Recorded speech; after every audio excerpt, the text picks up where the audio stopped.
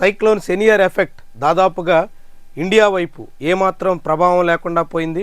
పూర్తిగా ఇండోనేషియా వైపు మళ్ళింది. ఇండోనేషియాలో భారీ వర్షాలు కురిశాయి. థాయిలాండ్, ఇండోనేషియా ప్రాంతాల్లో ఈరోజు నిన్న భారీ వరదలు చుట్టుముడుతున్నాయి. అదే సమయంలో ఇండోనేషియాలో తాజాగా ఒక భూకంపం కూడా రావడంతో అక్కడ చాలామంది అవస్థలు పడుతున్నారు. అయితే ఇప్పుడు శ్రీలంక ఉత్తర ప్రాంతంలో ఏర్పడిన అల్పపీడనం వాయుగుండంగా మారుతుంది. రాగల 12 గంటల్లో అది మరింత తీవ్రతరమయ్యే సూచనలు అయితే స్పష్టంగా కనిపిస్తున్నాయి. ఇది తీవ్ర వాయుగుండంగా మారడం కానీ లేదంటే మరింతగా బలపడి తుఫానుగా మారేందుకు ఆస్కారం ఉంటుంది అని ఐఎండీ అంచనా వేస్తుంది. ప్రస్తుతం శ్రీలంక ప్రాంతంలో ఏర్పడినటువంటి ఈ అల్పపీడనం వాయుగుండంగా మారిన తర్వాత దీని తాకిడి తమిళనాడు మీద ఎక్కువగా ఉండొచ్చు అని భావిస్తున్నారు.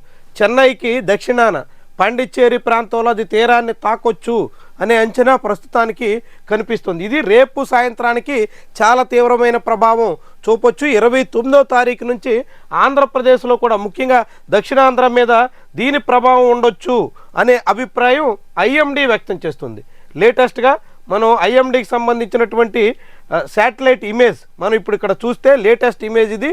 నిన్న మొన్న మనం మాట్లాడుకున్నటువంటి సైక్లోన్ ఇక్కడ ఆ దక్షిణ అండమాన్ దీవుల్లో ఏర్పడినటువంటిది ఇండోనేషియా మీద ప్రభావం చూపింది. సో దాని ప్రభావం ఇండియాకి కనిపించలే. కానీ ఇప్పుడు శ్రీలంకలో ఏర్పడినటువంటి ఈ అల్పపీడన వాయుగుండంగా మారి తుఫానుగా బలపడితే దాని తాకిడి ఈ ప్రాంతంలో ప్రధానంగా చెన్నైకి సౌత్లో ఉన్నటువంటి పాండిచ్చేరి ప్రాంతంలో ఎక్కువ ఉండొచ్చు అని భావిస్తున్నారు. 28వ తారీఖు మొదలయ్యి 29, 30, 1వ తారీఖు వరకు కూడా దాని ప్రభావం ఉంటుందని అంచనా వేస్తున్నారు.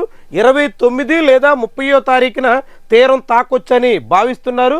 తీరాన్ని తాకిన తర్వాత అది తుఫానుగా మారితే ఉత్తర వాయువ్య దిశలో పైనుంచి అది దక్షిణాంధ్ర మీద రాయలసీమ మీద ప్రభావం చూపొచ్చు. రాయలసీమలో ఉన్నటువంటి తిరుపతి, చిత్తూరు, అదేవిధంగా దక్షిణాంధ్రలో ఉన్న నెల్లూరు, ప్రకాశం ఈ జిల్లాల మీద కొంత వర్షాల తాకిడి ఉండొచ్చు అని అధికారికంగా ఐఎండీ హెచ్చరిస్తుంది. 29 తర్వాత అంటే 30 డిసెంబర్ 1 తారీఖుల్లో ఈ వర్షాల తాకిడి దక్షిణాంధ్రలోను ఆంధ్రప్రదేశ్లోని కొన్ని ప్రాంతాల్లోనూ కనిపించవచ్చు. ఈ అల్పపీడనం వాయుగుండంగా బలపడుతుంది.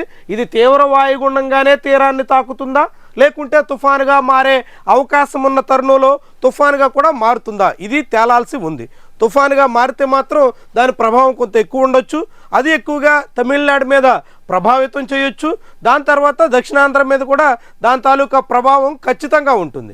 అట్టగాకుండా తుఫాను సముద్రంలోనే దిశ మార్చుకుని దక్షిణాంధ్ర వైపు దూసుకొస్తే అప్పుడు మరికొంత ఎక్కువగా ఉండొచ్చు. అయితే ప్రస్తుతానికి మాత్రం అది పూర్తిగా తమిళనాడు తీరం వైపే కేంద్రీకృతమైనట్టు కనిపిస్తుంది. తమిళనాడులోనే తీరాన్ని తాకేదానికి ఎక్కువ అవకాశాలు ఉన్నాయి. చెన్నైకి, పాండిచ్చేరికి మధ్యలో తీరాన్ని తాకొచ్చు అని భావిస్తున్నారు. దాదాపుగా కడలూరు ఆ ప్రాంతంలో అది తీరాన్ని తాకేందుకు ఎక్కువ అవకాశాలు ఉన్నట్టు అంచనా వేస్తున్నారు. అది తీరాన్ని తాకిన తర్వాత భూమి మీద చేరిన తర్వాత కూడా కొంత దూరం పయనిస్తుంది కాబట్టి దాని ప్రభావం ఉంటుంది. కాబట్టి దాని తాలూకా ప్రభావం ఇక్కడ దక్షిణాంధ్ర మీద ఉంటుంది. చిత్తూరు, తిరుపతి, నెల్లూరు, ప్రకాశం ఈ ప్రాంతాల వరకు కొంచెం తాకిడి కనిపించవచ్చు. అయితే ఇది 29వ తారీఖు నుంచి ఎల్లుండి నుంచి దీని తాకిడి ఎక్కువగా ఉంటుంది. ఏమైనా రాగల 48 గంటల పాటు ఇది బలపడితే ఆ తర్వాత 48 గంటల పాటు దాని ప్రభావంతో కొన్ని ప్రాంతాల్లో వర్షాలు కురొచ్చు.